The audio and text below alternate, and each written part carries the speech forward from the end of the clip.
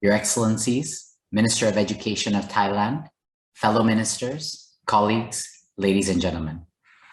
It is an honor to participate in this year's Asia Pacific Economic Cooperation, hosted by the government of Thailand, especially today in the Education Network meeting that will play a very important role in our current efforts to recover global education and reimagine our post-COVID-19 future. I am delighted to tell you that this month is a special time for us in Indonesia as we are celebrating our National Education Day. This year's celebration marks our third year implementing Merdeka Belajar, or emancipated learning, our new set of policies that endorses education reform on a national level. In this forum, I would like to share our initiatives so that we can learn from each other's good practices. As its name suggests, our policy aims at emancipating education.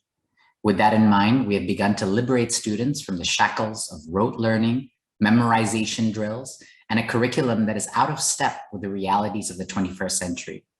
We have begun to liberate teachers from the burden of excessive paperwork, administrative tasks, limited opportunities for self-development, and a too rigid curriculum that restrains teachers' creativity and talent. That is the grand design of our series of initiatives, including the newly released emancipated curriculum, which will radically change the Indonesian education system by shifting from the previously inflexible one-size-fits-all approach to a more localized, liberating curriculum. Indonesian teachers now have more autonomy to control the pace of their lesson, whether they want to move ahead or challenge, whether they want to move ahead to challenge or to take a step back to reinforce and strengthen. The pace of learning is in the hands of those who know the students best, the teachers. Meanwhile, students are enjoying a deeper learning experience of the skills essential for success in the 21st century, including both online and offline literacy and numeracy, alongside engaging character and moral education delivered in a much more meaningful, collaborative, project-based approach. We dedicated a significant time of classroom time to project-based learning and to have topics such as climate change, tolerance, celebrating all kinds of global issues and meaningful steps towards taking action. We fundamentally believe that character must be not just taught, but experienced.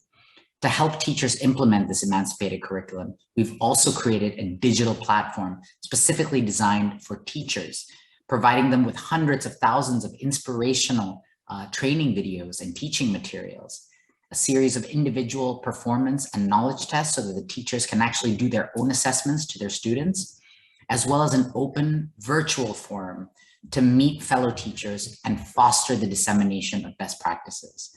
Ultimately, teacher development is a peer-to-peer experience. That is a fundamental principle we believe in. This platform will give much more autonomy, much more freedom to teachers to explore creative lesson ideas, develop skills and knowledge, and help students to learn better. One of the other fundamental changes to the curriculum that we did was we significantly abbreviated the amount of content that needed to be learned for the students and instead focus on much more deep learning. More is definitely not necessarily better in the curriculum.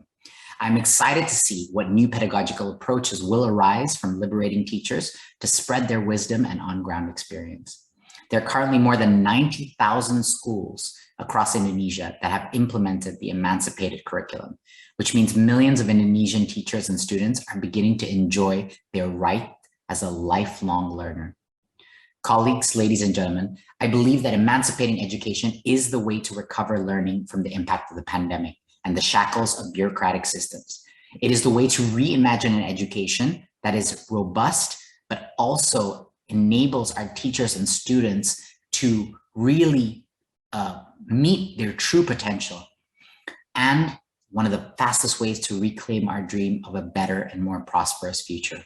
I am so happy to have this opportunity to share our Merdeka Belajar initiatives to all of you, and I hope to learn from the experience of other members and strengthen our meaningful collaboration.